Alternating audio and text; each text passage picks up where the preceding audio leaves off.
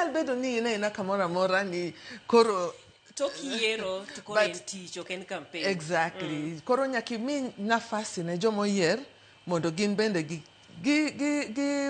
giti mondo kik ibed ni idondo record gi or isiko ina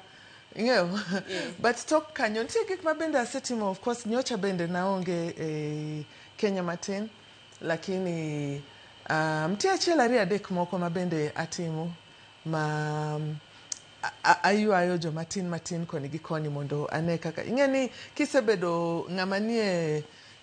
siasa kata wang' ji to ok inyal weya kamano nikech nitie jogi moko ma bende nitie joga moko ma bende nyaka wuo godo ma bende ne wuoyo koda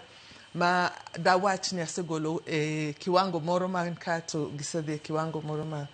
mopogore gi kaka manyiso nango jo dho kisungu wacho ni ificha white nitie gimo kidwa nyisowa lerwa maler no jel ok ni aficha white ineno chien kae mokwongo ne adwa ni atim mos ne family mar Jirongo kuom wito ngimane kawuono gokinyi, and then chien kae ndi wawito baba bende. And then there's a lot has been happening, and ing'iyo to iwinjo lit ti in bende seche moko ka gik moko timore chien kae ndi ipenjori ni ngima ni endi en ngima ochalo ing'eyo dakika achiel nitie kiny onge. Wawach kata Mheshimiwa Hamisi manowito ngimane chien kae owuok e ot ko odi and owoka and then in just that short moment otho. Koro an ang'iyo gani seche moko bora ni wuoyo gi ji titudori gi osiepeni ma koni gi koni kaka mana watudore kodi tiwinjo ni angima to an benda winjo ni ngima to